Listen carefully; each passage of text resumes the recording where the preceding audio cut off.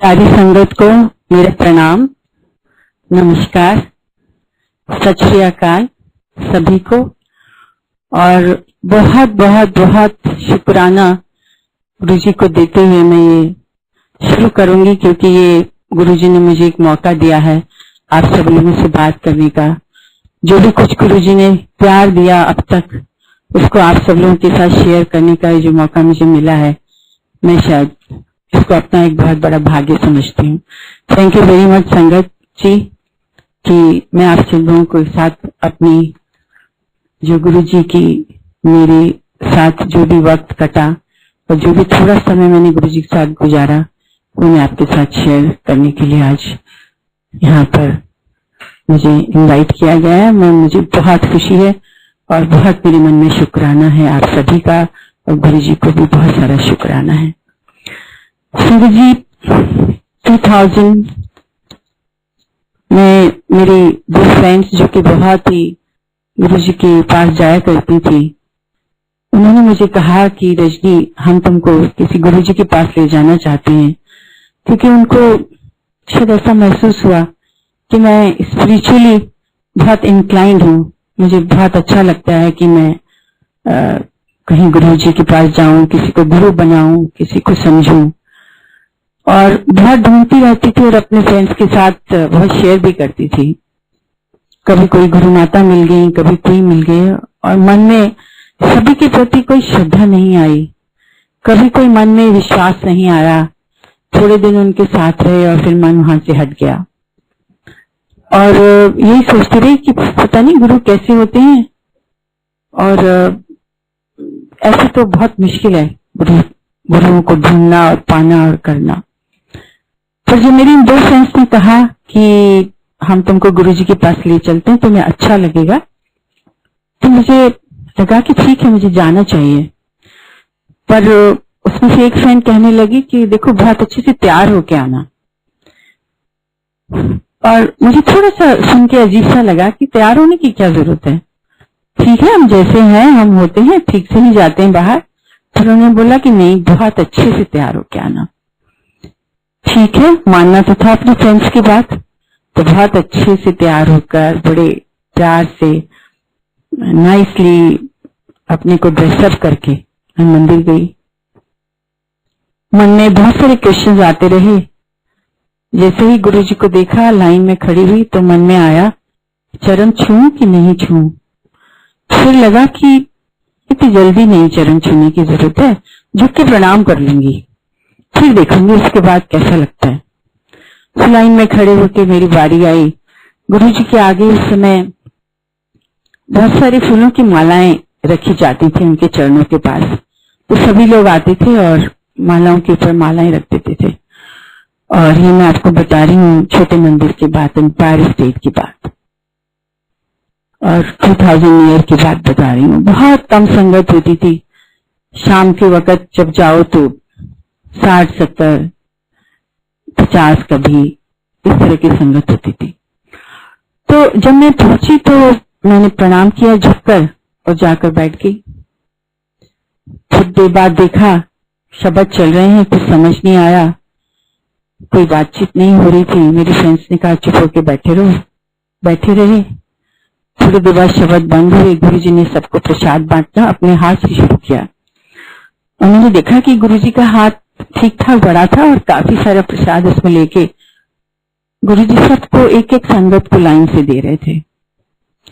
जब मेरी बारी आई तो मुझे लगा कि मेरे से तो इतना प्रसाद लिया नहीं जाएगा, तो मैंने अपनी चुन्नी आगे की और गुरुजी का प्रसाद ले लिया। मैंने देखा कि काफी लोग चुन्नियों में अपने प्रसाद ले रहे थे।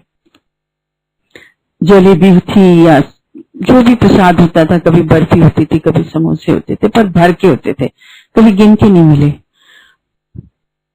क्योंकि उसके बाद तो मेरा जाना बहुत बढ़ गया। तो वो प्रसाद खाकर और ऐसे लगा कि अरे इतना सारा तो यहाँ खाया नहीं जाएगा, थोड़ा घर ले जाते हैं, घर वालों को साथ में बांट देंगे।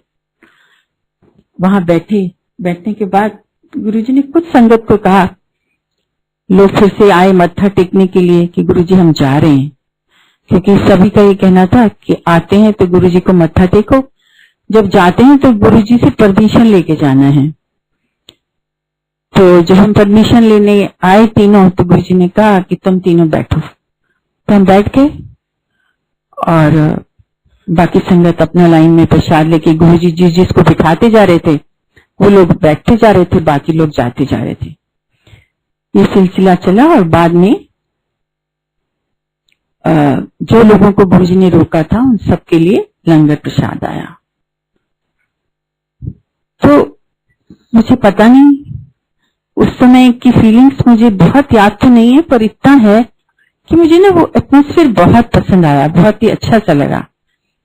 ऐसा लगा कि कुछ हटकर है, कुछ ऐसा है जो बिल्कुल परे है, आपके मन की शांति को छू रहा है, कहीं दूर जाके अपने आपके मन को शांत कर रहा है।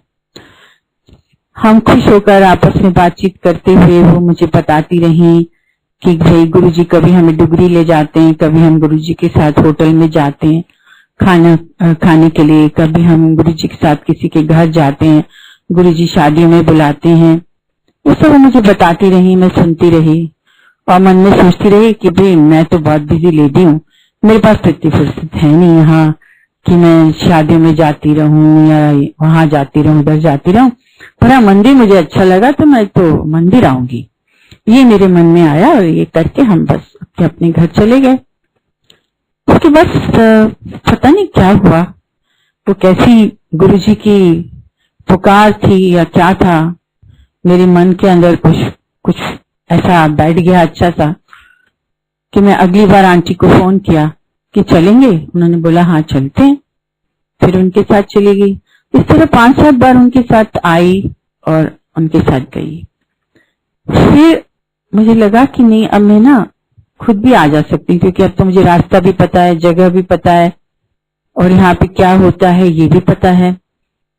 तो फिर मैंने ऑफिस से उठना, घर आना, घर आकर अपने अंकल से कहना कि मैं मंदिर जा रही हूँ, ड्राइवर लेना और मंदिर आ जाना। अंकल भी कुछ नहीं कहते थे, बस ये जरूर उन्होंने पूछा कि तुमको नया शौक क्या लग गया है। मैंने कहा ये नया शौक नहीं है, बस एक गुरुजी से मुलाकात हुई है और मुझे ना वहां बड़ा अच्छा लगता है, तो सोची थी कि किसी दिन आपको भी ले चलूंगी। कहने लगी कि हाँ हाँ हो आओ, चल पड़ेंगे, कोई बात नहीं है। और संगत जी मैंने आना शुरू कर दिया, अपने आप आना शुरू कर दिया और इतना आना शुरू कर दिया कि चारों दिन थर्सडे, फ्राइडे, सैटरडे, संडे चारों दिन आने लगी। शाम को 6 से 8 बैठना, सुनना, कोशिश करना। गुरुजी की तरफ देखने की हिम्मत ही नहीं होती थी। कितनी बार सोचा कि देखूं गुरुजी क्या देख रहे हैं, तो जैसे ही आंख उठा के देखा तो ऐसा लगता था गुरुजी आप ही की तरफ देख रहे हैं। फटाक से आंखें नीचे हो जाती थी, बिल्कुल हिम्मत नहीं होती थी। और ये सिलसिला चलता रहा, काफी दिन चलता रहा। एक दिन फिर दोनों फ्रेंड्स मेरी मुझे मिली वहां पर, कहती हैं कि भाई हम तो बहुत कम आते हैं और तुमने सुना है कि रोज आना शुरू कर दिया। मैंने कहा हाँ पता नहीं मुझे क्या है, मुझे तो बहुत अच्छा लगता है यहाँ आके। कुछ ऐसा लगता है कि मैं तो खींची सी चली आती हूँ और दिल करता है कि बस यहाँ बैठे रहो। और संगत जी जाके ना मैं गुरुजी की साइड में आगे कोई बैठ जाती थी और गुरुजी ने कभी मुझे नहीं कहा कि जा तो पीछे जाके बैठ, तो ये कर, ये कुछ भी नहीं कहा।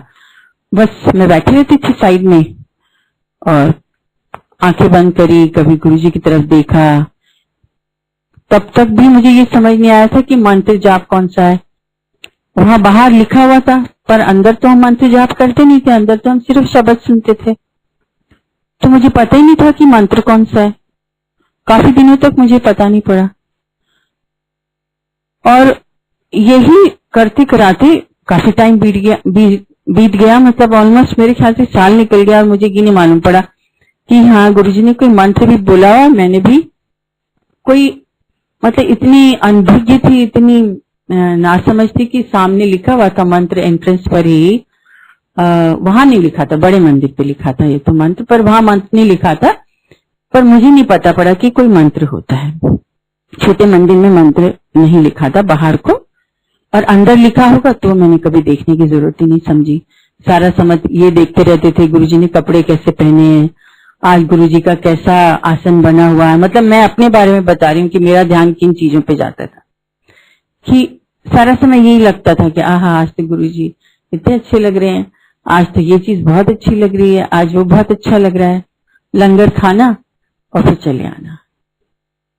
काफी कोशिश करती थी कि गुरुजी से बात करने का मौका मिल जाए, और बात भी कैसे करती थी जैसे बड़ी नासमझ वाली, कोई बुद्धि नहीं थी। क्योंकि मुझे ये लगता था कि गुरुजी का मतलब है कि हर वो चीज जिसमें आपको कंफ्यूजन है आप अपनी गुरु से पूछ सकते हैं और आप अपनी गुरु से गाइडेंस ले सकते हैं। और हम तो गुरुजी को एक महापुरुष ही मानते थे।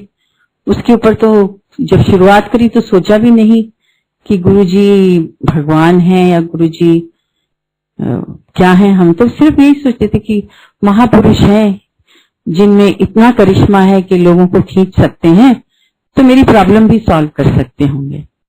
और प्रॉब्लम भी बड़ी सिली छोटी छोटी सी प्रॉब्लम होती थी। कोई नौकर के बारे में हो गई, कोई कुछ हो गई, कोई कुछ हो गई। एक दिन एक लड़की मेरे घर में जो काम करती थी, मेरी स्टाफ, उसने कुछ पैसे चुरा लिए 1 लाख रुपए के करीब। तो मैंने गुरुजी से कहा, गुरुजी मैं बड़ी परेशान हूँ, मेरे घर से उस लड़की ने ना 1 लाख रुपए चुरा लिया, सोचती हूँ कि पुलिस में उसकी शिकायत कर दूं। गुरुजी ने मेरी तरफ देखा, फिर कहते हैं ना करी गुरु उसकी शिकायत। तो मैंने कहा कि क्यों गुरुजी? कहने लगे कि देख तेरी जरूरत से ज्यादा ना उसकी जरूरत है, तो तू उसकी शिकायत नहीं करना। इतनी बात कही और संजय जी थोड़े ही दिनों में, देखिए ये बातें तो इतनी छोटी थी और इतनी नासमझो वाली थी।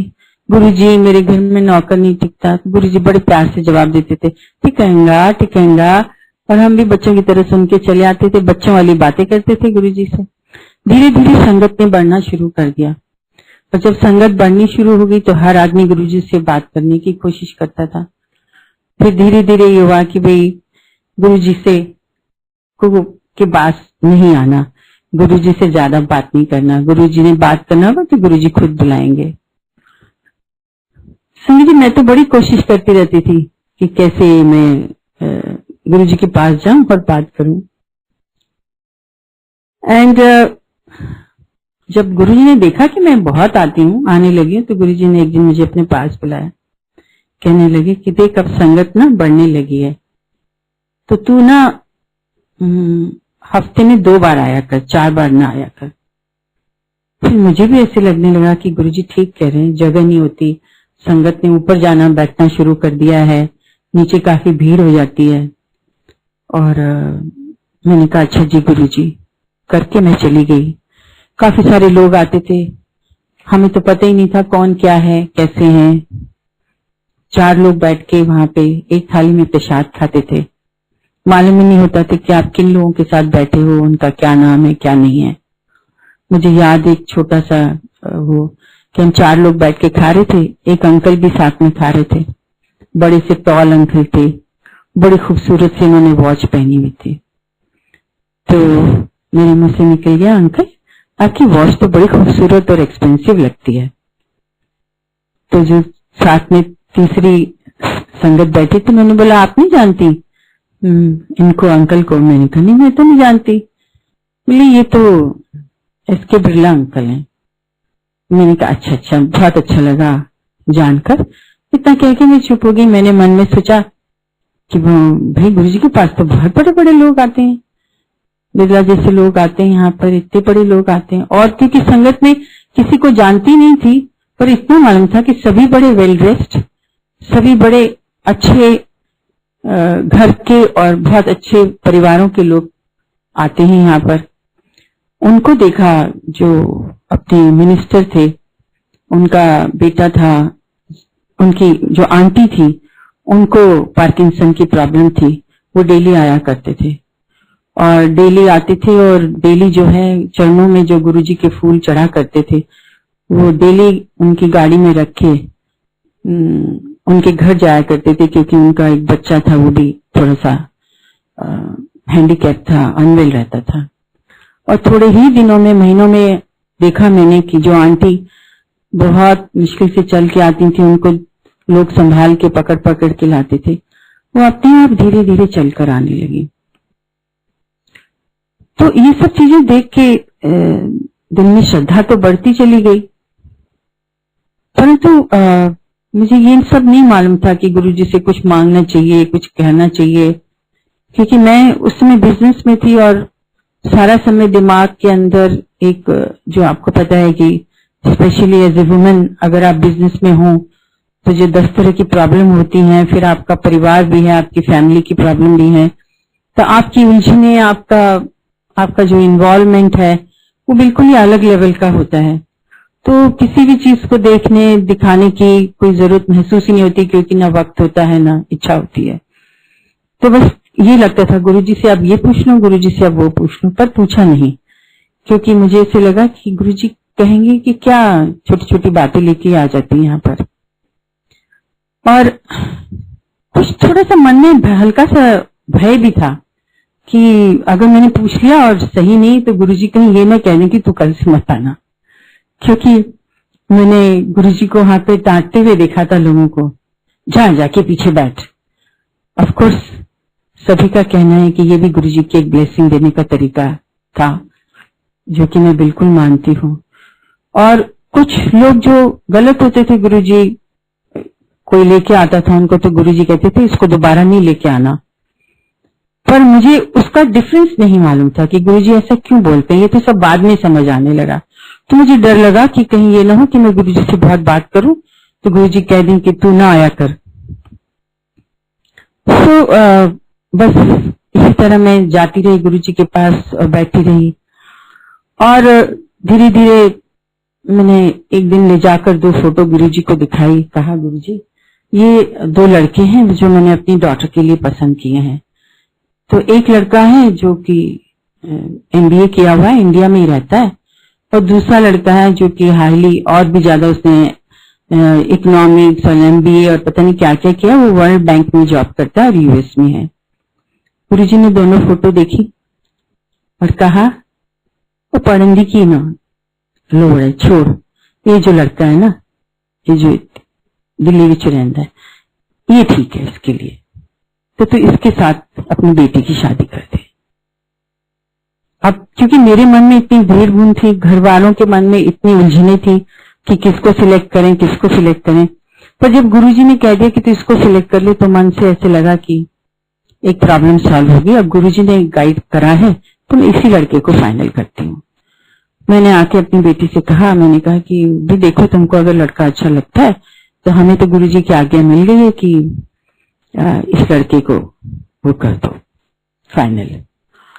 अच्छा, मेरी बेटी कभी मंदिर नहीं आती थी। एक दिन मैंने इसको बोला, मैंने कहा चलो तुम गुरुजी का आशीर्वाद लेके आ जाओ, एक बार मेरे साथ चलो। कहने लगी कि ठीक है मम्मा मैं चलती हूँ। वो मेरे साथ आई, हम आगे बैठे, मेरे पहले 2 आंटी बैठी थी, फिर मैं बैठी थी, फिर मेरी डॉटर बैठी थी। मैंने गुरुजी से कहा गुरुजी ये मेरी बिटिया है। तो गुरुजी कहते हैं अच्छा नास्तिक, इसको लेके आई है, इस नास्तिक को लेके आई है। तो मैं हंसने लगी। गुरुजी ने अपनी जूतियां उठाई, वहीं अपने हाथ से जो पहनी हुई थी, और उठा के उसकी गोद में रख दी। अब वो तो बहुत परेशान हो गई। मैंने उसको बोला, मैंने कहा बेटे ये तो गुरुजी का आशीर्वाद है, जल्दी से दोनों हाथ में ले और अपने माथे से लगा। और मैं तो खुद बिल्कुल मेरा शरीर कांप रहा था कि गुरुजी ने आज इतनी बड़ी ब्लेसिंग इस बच्ची को दी है, तो इससे अच्छी क्या बात है। और बस गुरुजी ने उसको बोल ही दिया कि नास्तिक है ये। वो वाकई आज तक नास्तिक ही है, गुरुजी को मानती है पर कभी पूजा नहीं करती। तो गुरुजी की ये बातें सिर्फ अब तो एक कहानी की तरह रह गई है, पर मन में जो है बहुत जब याद आती है इन सब चीजों की तो ऐसे लगता है कि बहुत कुछ जिंदगी में मिस किया, गुरुजी को समझ नहीं पाए। मैं आपको इतनी सारी बातें बताऊं तो ऐसा लगता है कि हर चीज में कुछ न कुछ अपनी नासमझी की वजह से बहुत कुछ कर सकते थे पर खोया, बहुत कुछ पा सकते थे पर नहीं पाया। डॉटर को जूतियां मिल गई, हम आ गए, डॉटर की शादी फिक्स हो गई। शादी में कुछ ऐसी अड़चन सी आई जो अड़चन बड़ी अजीब सी थी, और मैं उसको बहुत ज्यादा बताना नहीं चाहती यहाँ पर, क्योंकि कोई पॉइंट नहीं है उसको बोलने का। पर गुरुजी के पास में आई और जो भी घर में शादी 2 दिन बाद थी वो उसको due to some problem cancel करना पड़ा। मैंने गुरुजी के आके गुरुजी के साथ शेयर करी बात। गुरुजी ने कहा कोई चिंता की बात नहीं है, तो चिंता नहीं कर। मैं फिर से रिलैक्स हो गई। 10-15 दिन बाद दोबारा से इन बच्चों की जो भी बातचीत हुई और फिर ये फाइनल हुआ। मैंने गुरुजी से कहा कि गुरुजी वो तो दोनों शादी करना ही चाहते हैं। तो गुरुजी ने कहा कि कोई बात नहीं, पर तू ऐसे करना, तूने जहां पहले बुकिंग की थी उसी होटल में इसकी शादी करना, दूसरी जगह नहीं बदलना। मैंने कहा ठीक है गुरुजी। हमने ललित होटल बुक किया हुआ था पहले, उसको कैंसिल कर दिया था और उन्होंने एग्री कर लिया था कि आप जब शादी करेंगे तो हमें डेट बता दीजिएगा, हम वो पैसे आपके एडजस्ट कर देंगे। So anyway within 1 month time ही दूसरी डेट फिक्स हो गई और वो शादी हमने ठीक से कर दी। आप देखिए कि वो जो एक मेंटल ट्रॉमा जिसके थ्रू हम गए 15 दिन 20 दिन, और गुरुजी के ये शब्द कि सब ठीक हो जाएगा, कोई चिंता की बात नहीं है, उससे मुझे बहुत ढांढस दिया। शादी में मैंने गुरुजी से कहा कि गुरुजी आप आइए। कहने लगे मैंने तो पंजाब जाना है, मैं नहीं आ सकता, पर मैं मंदिर से 2-3 लोगों को भेजूंगा। और गुरुजी ने जोशी अंकल को, सैनी अंकल को शादी में भेजा। वो सब ब्लेसिंग्स लेके आए गुरुजी की बिटिया को देने के लिए, और बहुत ही शानदार शादी हुई। आप ही देखिए कि गुरुजी ने लड़का पसंद किया, गुरुजी ने ही सारा कुछ करा। उसके बाद कभी कभी हम रात को गुरुजी हमें रोक लेते थे। एक दिन मेरी बिटिया को और अंकल को रोक लिया रात को कि तू यहीं पे बैठो, क्योंकि उसके बाद जो है जो प्रसाद था वो बंद हो गया था और लंगर शुरू हो गया था। तो सारी संगत को लंगर मिला करता था, पूरी संगत जितनी भी संगत आती थी, 70, 80, 100 लोग, 150 लोग, 200 लोग, सारी जो है वो लंगर खाया करती थी। तो हम तीनों को रोक लिया कि तुम लोग लेट जाना। हम सब कोई 50-60 लोग वहां पे रुक गए रात को, और गुरुजी ने फिर से चाय प्रसाद बनवाया। 11 बज गई। फिर एक आंटी बॉम्बे से आई हुई थी जो कि आर्टिस्ट थी, और एक अंकल कहीं और से आए हुए थे जो कि इंस्ट्रूमेंटलिस्ट थे, इंस्ट्रूमेंट बहुत अच्छा बजाते थे। दोनों ही बड़े नामी थे। गुरुजी ने उनसे कहा कि भी आप इंस्ट्रूमेंट बजाइए और आंटी जो है वो डांसर हैं तो ये डांस करके बताएंगी। सारी संगत बैठी हुई है, सबके लिए चाय और हलवा प्रसाद दोबारा से बनाया गया। उन आंटी ने अपनी परफॉर्मेंस दिखाई, उन अंकल ने अपना इंस्ट्रूमेंट बजाया। बहुत ही सुंदर माहौल और बहुत ही खूबसूरती से सारा टाइम बीता। जब सब लोग बैठ गए, गुरुजी ने मुझसे और मेरी बिटिया से अपने पैर दबाए। संगत जी आप मानेंगे नहीं कि हम उनके पैर दबा रहे थे, उनके हाथ दबा रहे थे, तो मुझे तो ऐसा लग रहा था कि मेरे हाथ खुशबू से भरे जा रहे हैं। तो मेरी हिम्मत नहीं थी कुछ भी कहने की, क्योंकि गुरुजी का जो ऑरा था वो इतना स्ट्रांग था कि उनके सामने कोई छोटी बात बोलने की हिम्मत नहीं होती थी। और मैं फिर भी थोड़ी बहुत हिम्मत कर लिया करती थी कभी कभी कुछ भी बात बोलने की। गुरुजी आप तो बहुत ही अच्छे लग रहे हो, आज आप बड़े हैंडसम लग रहे हो, इतने अच्छे कपड़े पहने, हल्के से बोलती थी। और गुरुजी बस मुस्कुरा के चुप हो जाते थे। वो जो डिवाइन प्रसाद गुरुजी ने उस रात को निकाला, जैसे ही प्रसाद निकाला हम तो देखते रह गए। और प्रसाद निकाल के फटाक से गुरुजी ने दूसरे अंकल के हाथ में दिया। आई थिंक सिलेक्ट सिटी वाले शर्मा अंकल थे। अपने हाथ दोनों, गुरुजी के हाथ सारे लाल हो गए थे। विपी अंकल ने पानी लाए, बर्तन के अंदर गुरुजी ने अपने हाथ वॉश किए, नमस्कार किया, और उस प्रसाद का छोटा छोटा पीस सारी संगत में बांटा गया।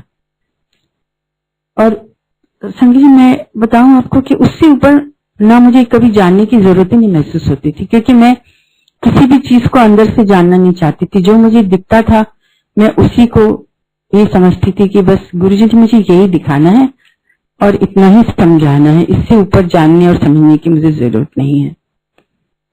पर वो जो डिवाइन प्रसाद हमें मिला, वहां पे गुरुजी ने सबको कहा कि सब लोग अपने मुंह में डाल लो, और जितनी भी वहां संगत बैठी थी सबने अपने मुंह में डाला। वो गुरुजी की फ्रेग्रेंस और वो जो मौका हमें मिला गुरुजी के चरण दबाने का, वो तो शायद मैं कभी भूल ही नहीं पाऊंगी। वो इतना अच्छा सुखद अनुभव था, और इतना ऐसा लग रहा था गुरुजी के पैर इतने कोमल और इतने वो लग रहे थे, मुझे लग ही नहीं रहा था कि मैं क्या दबा रही हूँ। मुझे तो समझ ही नहीं आ रहा था कि ना तो वो हड्डियां महसूस हो रही थी, ना वो हाड़ मांस लग रहा था। वो ऐसे लग रहा था कि बस कुछ है जो मैं दबा रही हूँ, शायद मुझे नहीं पता क्या दबा रही हूँ, पर कुछ दबा रही हूँ। एंड और गुरुजी की शायद ये ब्लेसिंग देने का एक तरीका था जो मुझे नहीं पता।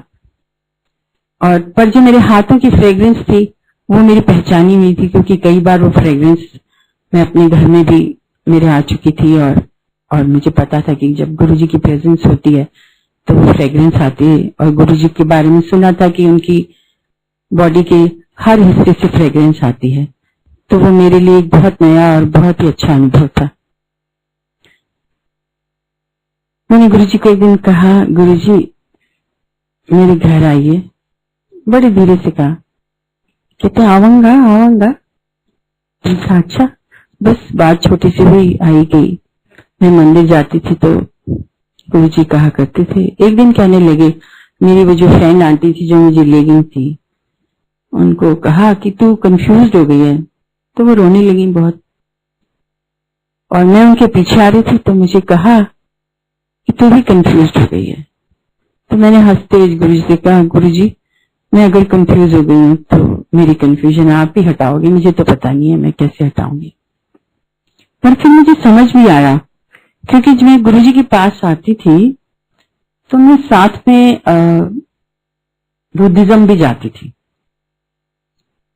और गुरुजी ने मुझे कभी नहीं कहा कि तू बुद्धिज्म छोड़ दे, तू ये कर दे वो कर दे, कुछ भी नहीं कहा, कभी नहीं कहा।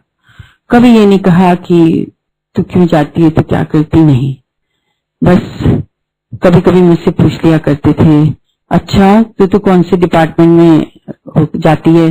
तो मैं कहती थी, गुरुजी मैं तो क्योंकि बिजनेस करती हूँ तो मैं तो स्मॉल स्केल इंडस्ट्री में जाती हूँ, और वहां की तो मिनिस्टर आजकल वसुंधरा राजे है। तो बोले पता है मैनू, वो भी तो है, उन्होंने सेक्रेटरी का नाम लिया, एसके टुटेजा। आसिफ, हाँ गुरुजी है, उन्होंने कभी ले आई। मैंने कहा अच्छा।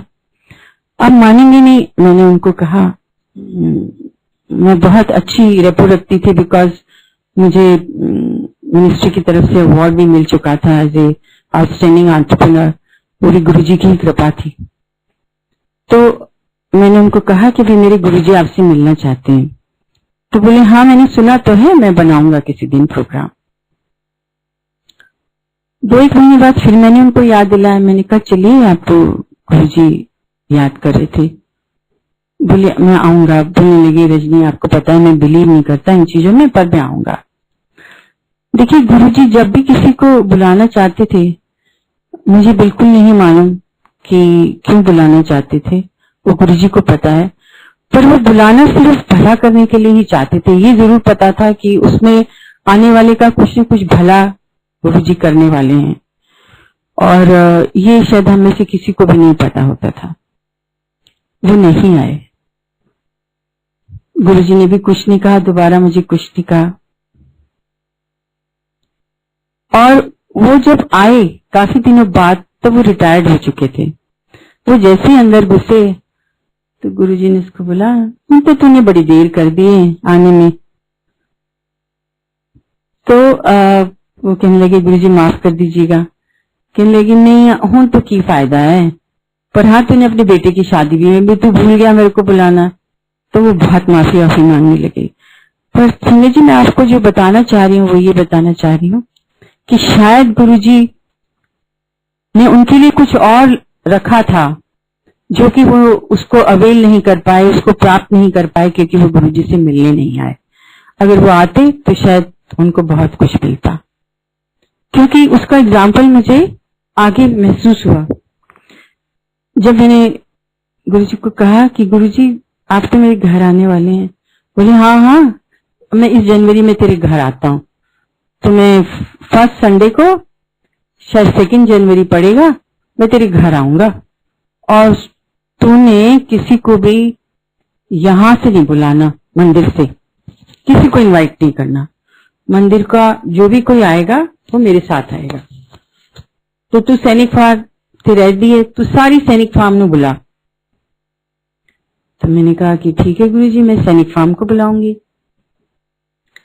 अब मेरा तो दिल इतना धड़के कि मैं तो इतनी बिजी रहती हूँ, कभी मेरे को सैनिक फार्म में भी नहीं पता कि लोग कौन रहते हैं, क्या रहते हैं, जबकि मुझे वहां रहते हुए 5-6 साल हो गए, क्योंकि मेरे सैनिक फार्म भी गुरुजी के पास आई है 2000 में, उसी के 5-6 महीने पहले मैं सैनिक फार्म में आई थी 99 के एंड में।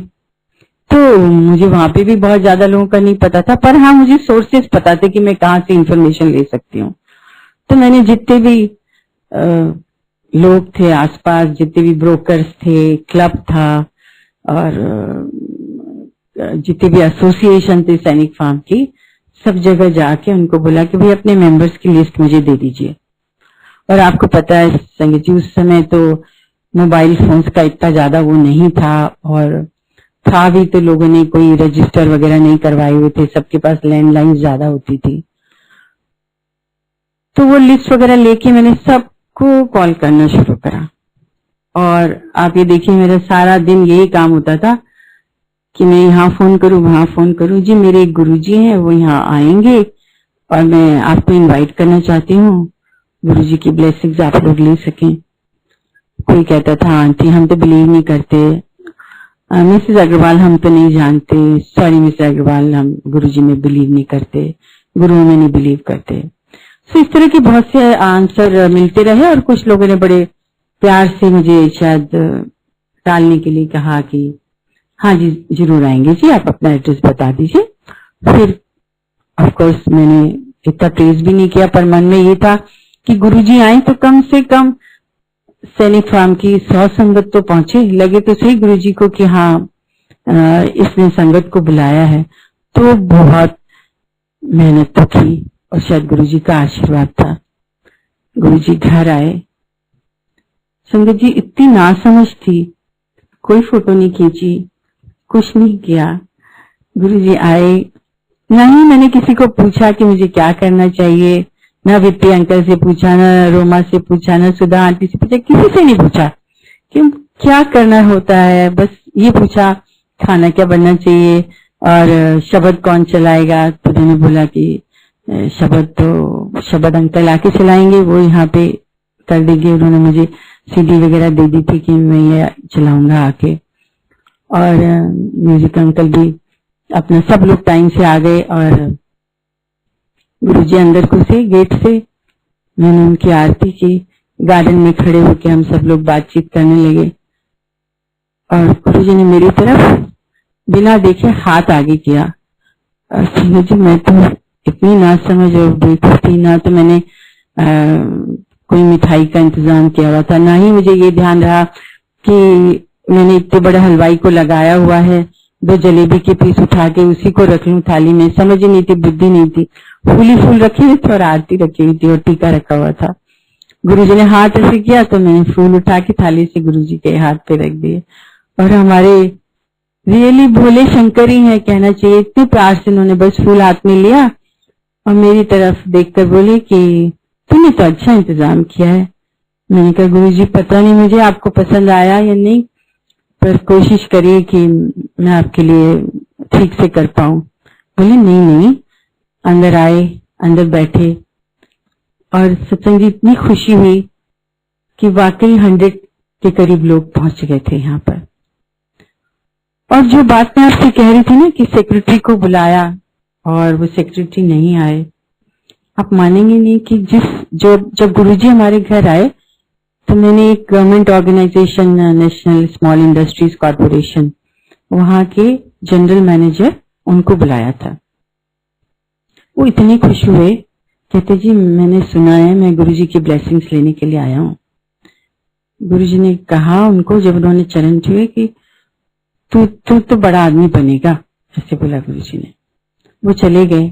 और संजय जी 1 साल बाद ही became the CMD of that organisation. And then he call me up. वो अंकल ने मुझे कॉल करा और कहा कि Rajni ji, I am very thankful to you कि आपने मेरे को गुरुजी के दर्शन कराए और गुरुजी का मुझे आशीर्वाद मिला, तो अब मैं NSIC का चेयरमैन बन गया हूँ, CMD बन गया हूँ। बहुत मैंने उनको मुबारकबाद दी। मैंने उनसे कहा कि गुरुजी के ब्लेसिंग्स जो है वो हमें नहीं पता होती गुरुजी कैसे देते हैं, पर गुरुजी की ब्लेसिंग्स हमेशा किसी न किसी फॉर्म में हमें मिलती रहती हैं और हमें बिल्कुल मालूम ही नहीं होता। जिस तरह से जो अंकल सेक्रेटरी थे, उनको पता नहीं था कि गुरुजी ब्लेसिंग देने के लिए बुला रहे हैं। हो सकता है वो किसी और पोस्ट पे होते, हो सकता है उनको कोई और बड़ा ओहदा मिल जाता, पर वो शायद इस बात को समझ नहीं पाए। बहुत एक और आपको बड़ी इंटरेस्टिंग बात बताती हूँ संगत जी। जिन दिनों हम गुरुजी के पास जाते थे, मेरे अंकल श्रीलंका में उन्होंने फैक्ट्री खोली हुई थी और वो हर हफ्ते फैक्ट्री श्रीलंका चले जाया करते थे। तो 2004 की बात है या 3 की बात है, मुझे अब इतना ईयर याद नहीं, शायद 3 की बात है। गुरुजी ने मेरे को बुला के कहा कि तूने श्रीलंका हुआ ही, जा एक चक्कर लगा। शायद ये 2004 की बात है। और ये कहा और मैंने कहा ठीक है गुरुजी, सुना, आकर घर आकर भूल गई और अगले हफ्ते फिर मंदिर चली गई। तो गुरुजी मेरे से पूछने लगे तू श्रीलंका हुआ है? मैंने कहा कि गुरुजी नहीं, मैं नहीं जा पाई। कहते हूँ चली जा तू। ऐसे ठीक है गुरुजी, मैं चली जाऊंगी। और देखिए किस तरह से हम एज ए ह्यूमन बीइंग कितना कैजुअल लेते हैं अपनी गुरु की बात को भी। मैंने रियली कैजुअल लिया उसको और मैं फिर उस हफ्ते भी नहीं गई। और जब मैं फिर नेक्स्ट वीक गई तो गुरुजी ने फिर मुझसे पूछा, और आपका गुरु आपसे बार बार पूछ रहा है। गुरुजी ने जैसे ही मुझसे पूछा तो श्रीलंका हो आई। मैंने कहा गुरुजी नहीं जा पाई। कहते हूं तो मंदिर ना आई अगर श्रीलंका नहीं जाना। बस गुरुजी ने इतना कहा तो मेरे तो आंखों में आंसू आ गए और मैं इतना डर गई और घबरा गई कि मैंने अपने गुरु का कहना नहीं माना। I felt very guilty, very bad कि व्हाट हैव आई डन, ये मुझे नहीं करना चाहिए था। चाहे मैं कितनी भी बिजी थी, पर मेरे गुरु ने कहा था जाओ तो मुझे जाना चाहिए था।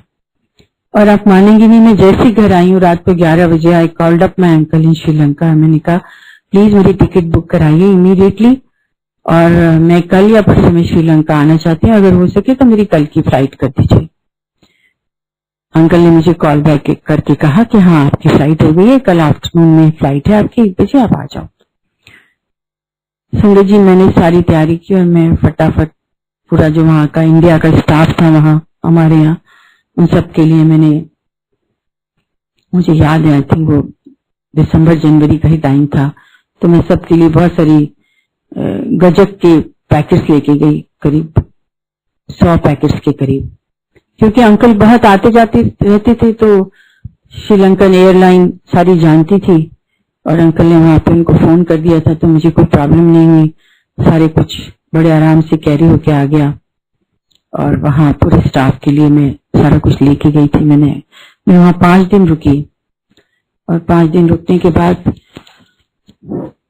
मुझे समझ तो कुछ नहीं आया, पर बाद में मुझे ये महसूस हुआ कि शायद गुरुजी could foresee some problem which was to come on our family and Guruji wanted कि वो प्रॉब्लम हमारी खत्म हो जाए और इसीलिए शायद वो मुझे इंसिस्ट करके श्रीलंका भेज रहे थे। और सचमुच मुझे बाद में महसूस हुआ कि गुरुजी को सब कुछ पता था। मैं वापस आ गई, मैंने आके गुरुजी से कहा गुरुजी मैं श्रीलंका हो आई। गुरुजी ने कहा बहुत अच्छा किया तूने। बस इतनी बात हुई, बट आई कुड फील कि गुरुजी का भेजना और कैसे उस कोई गलत चीज जो फैमिली के ऊपर होने वाली थी वो सब खत्म हो गई और सब कुछ ठीक रहा। वो सिर्फ गुरुजी ही देख पाए, जो हम नहीं देख सकते as a normal human being.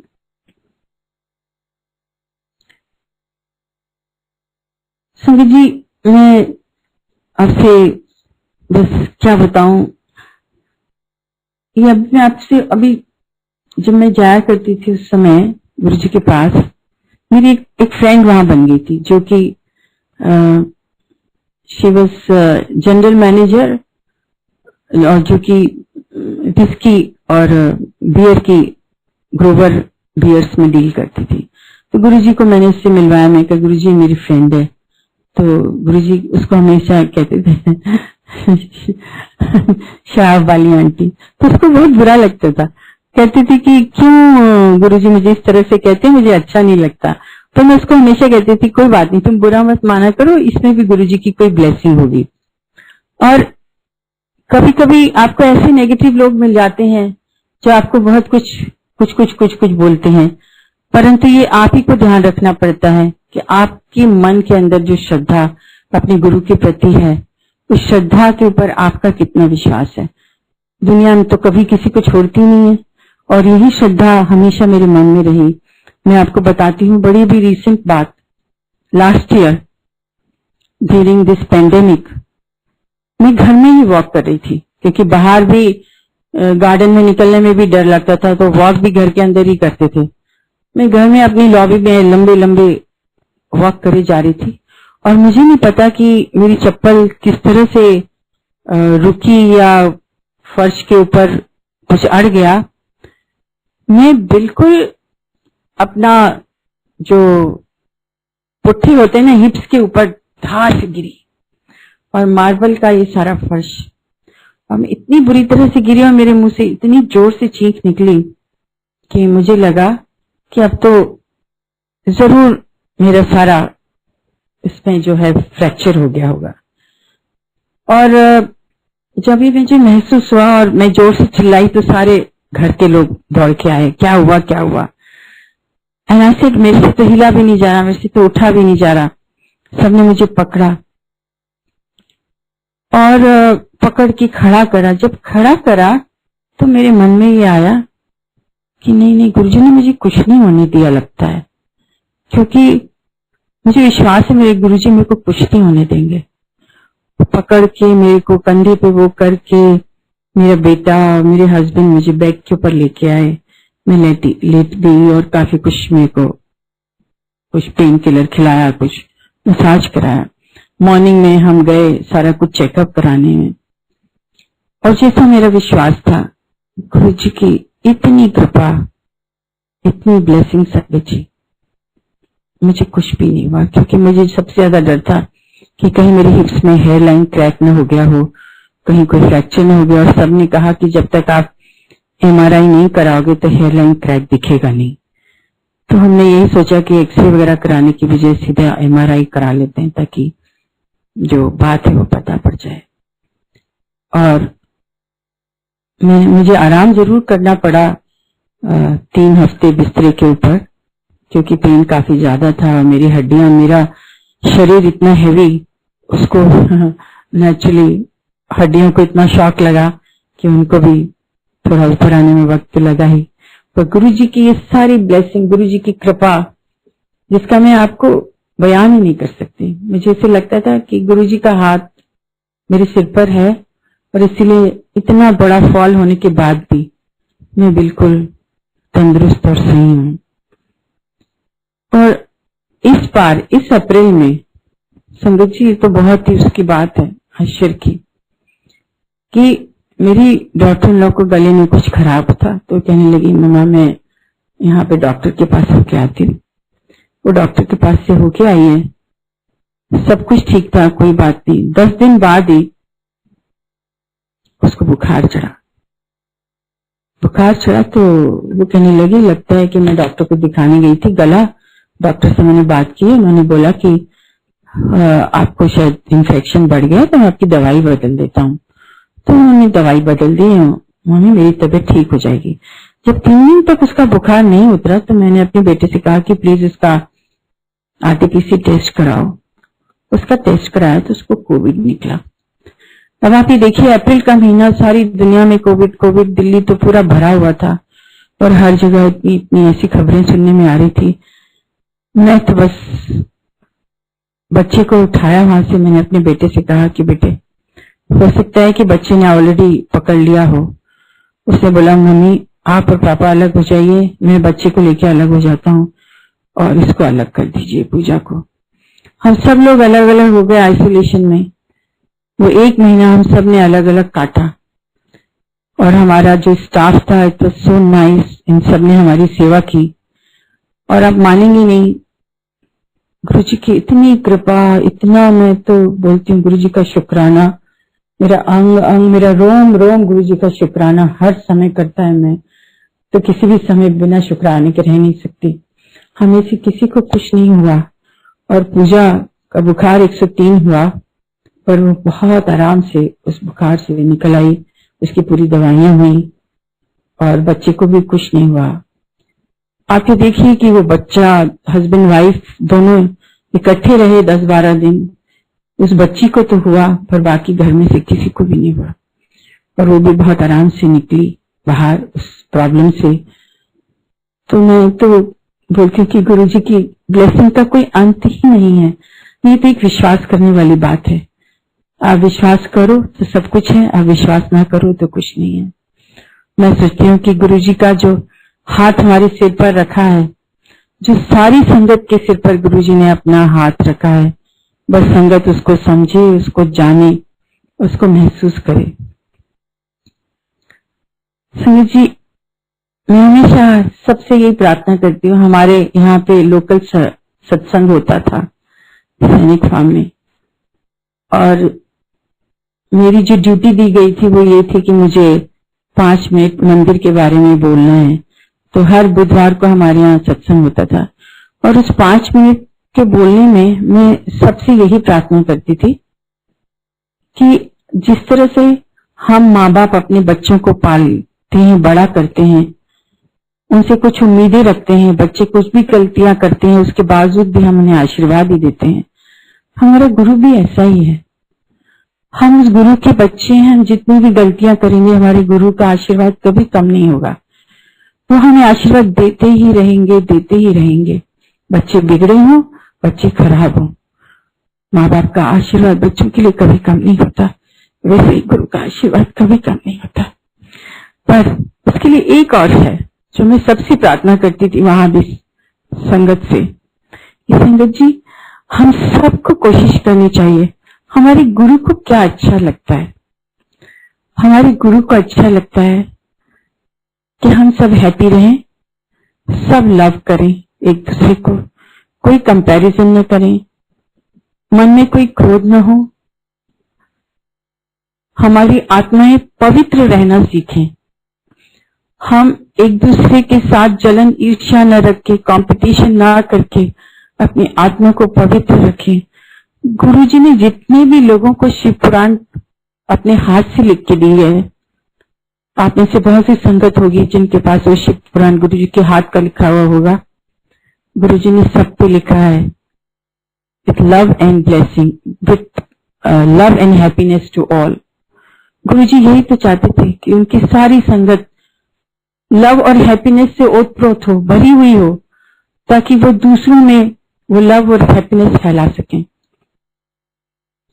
गुरुजी, मैं संगत जी आपको एक बात शेयर करना भूल गई कि जब गुरुजी हमारे घर आए तो गुरुजी ने मुझसे कहा कि तूने सारी संगत जो सैनिक फार्म की है, जो बाहर की है, संगत बुलानी है और संगत बढ़ानी है, और सैनिक फार्म की संगत खास तौर पर बढ़ानी है। आप मानेंगे नहीं, क्योंकि ये मेरे गुरु की आज्ञा थी, ये मेरे गुरु की चाहत थी कि ज्यादा से ज्यादा लोग गुरुजी की का आशीर्वाद ले सके, उनकी ब्लेसिंग्स ले सके। आज सैनिक फार्म पूरी तरह से गुरुजी को मानता है और मुझे बहुत खुशी होती है कि मेरे गुरु की इच्छा में मैं कुछ सहयोग कर सकी। मैंने अपने गुरुजी का कुछ कहना माना और मैं कुछ उसमें अपना सहयोग डाल सकी। मैं इसलिए हर जनवरी में, हर साल मैं इसको सेलिब्रेट करती हूँ और पूरे सैनिक फार्म को अपने घर बुलाती हूँ। 200 आए, 400 आए 600 आए, ये गुरु जी की इच्छा है। मैंने कभी भी कोई इच्छा नहीं करी, पर मेरे घर से 1000 कार्ड जरूर डिस्पैच होता है, 1000-1500 टेलीफोन कॉल जरूर जाते हैं सबके घरों में, ताकि ज्यादा से ज्यादा संगत इकट्ठी हो और मेरे गुरु का जो कहना था वो मैं पूरा कर सकूं। गुरु जी कितनी छोटी छोटी चीजें हमसे मांगते हैं, प्यार करो, नीडी को हेल्प करो। परंतु संगत जी, प्यार के अंदर अगर हमें चाहत की भावना हो कि मैं प्यार तब करूं जब मुझे भी कुछ मिले, तो उस प्यार का क्या फायदा। अपने गुरु से तो हमने यही सीखना है कि सिर्फ दोनों हाथों से दो। जब दोनों हाथों से दोगे, प्यार दोगे तो प्यार आएगा, कंपटीशन दोगे तो कंपटीशन आएगा, घृणा दोगे तो घृणा आएगी, हैप्पीनेस दोगे तो हैप्पीनेस आएगी। हम सभी इसमें बिलीव करते हैं और हमारे गुरु का हाथ हमारे सिर पर है, हर एक संगत के सिर पर है। और हम तो कभी मानते ही नहीं कि वो यहाँ है नहीं, हम तो हमेशा मानते हैं वो हमारे पास है, हमारे साथ हैं। तो संगत जी, गुरु जी जो चाहते हैं अपने अंतर मन को साफ रखें, सभी को बहुत प्यार दें, कोई कंपटीशन न रखें, कोई क्रोध न रखें, किसी तरह का कोई घमंड न रखें। इस पैंडेमिक ने बता दिया जो गुरु कहते थे कि तेरे हाथ में कुछ नहीं है ना, कब हो यहाँ और कब चले जाओगे कुछ पता ही नहीं पड़ेगा।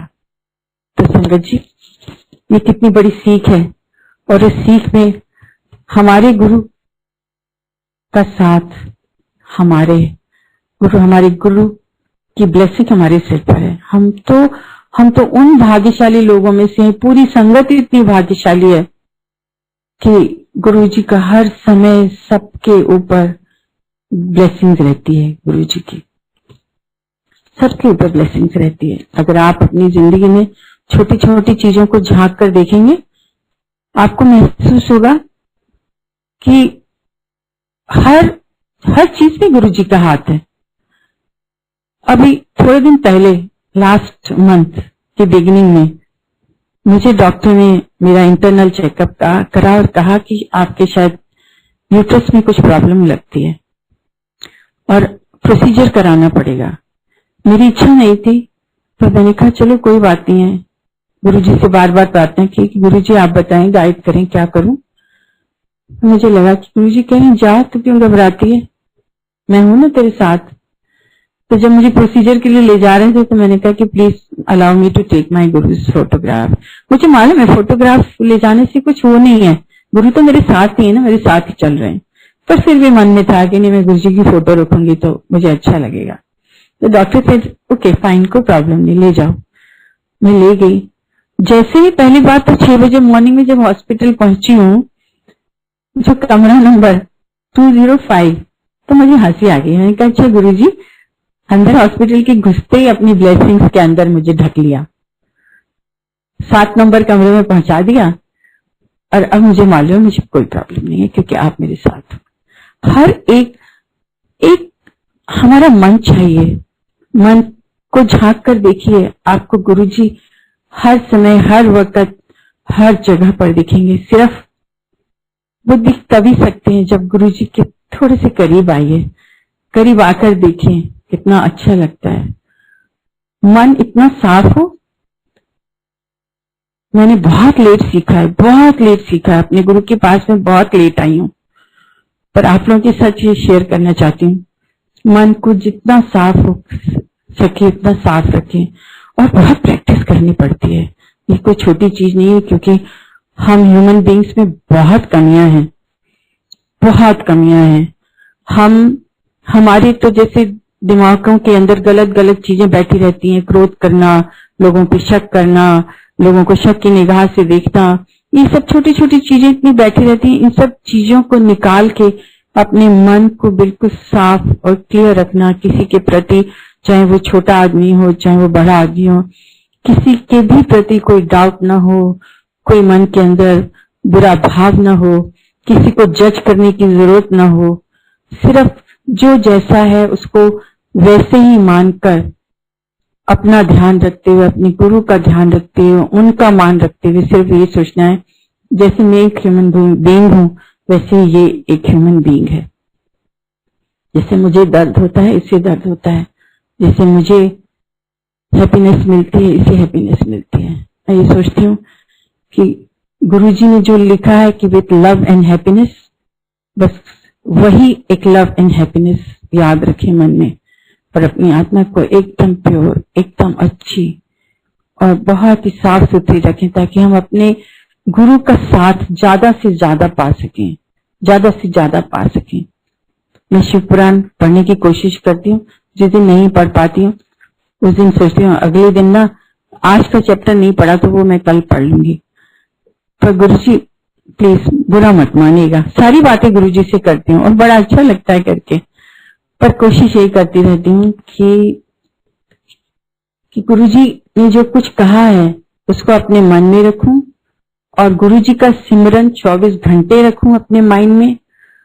और हम जो कहते हैं ना माइंडफुलनेस, तो ओम नमः शिवाय हर समय मन में चलता रहे और हम अपनी सोच क्या रख रहे हैं उसको हम बार बार चेक करते रहें। क्या मेरी सोच में किसके लिए गलत आ रहा है, उसको रोक के सही सोच करूं। और मेरी सोच में किसके लिए क्या भावना आ रही है, अगर वो गलत है तो उसको रोक के उसको मैं करेक्ट करूं। किसी से कुछ एक्सपेक्टेशन जरूरत से ज्यादा कर रही हूं, वो ना करके अपनी सोच को करेक्ट करूं। ये जो माइंडफुलनेस है ये गुरुजी ने सिखाया है, और गुरुजी यही चाहते थे, लव और हैप्पीनेस हमें उसी से मिलेगा। सब कुछ गुरु ने दिया है और गुरु को हमें भी कुछ देना है, और वो हम यही दे सकते हैं कि जो हमारा गुरु चाहता है वो हम इससे बनकर दिखाएं। गुरुजी आपका बहुत बहुत बहुत धन्यवाद। मेरी सारी संगत, प्यारी सी संगत जो इस समय सुन रही है, बहुत बहुत धन्यवाद संगत। आपने इतनी पेशेंस से मेरी सारी बातें आप सुनते रहे। कोई गलती हो तो उसके लिए मैं क्षमा चाहती हूँ, पर आप लोगों का बहुत बहुत शुक्राना, बहुत शुक्राना। मेरे गुरुजी का बहुत बहुत शुक्राना। और गुरुजी आप सबकी मन की इच्छाएं पूरी करें, यही गुरुजी से प्रार्थना है। Thank you very much Guruji, thank you very much Guruji, thank you संगत जी, ये मौका देने के लिए, बोलने के लिए धन्यवाद। जय गुरुजी।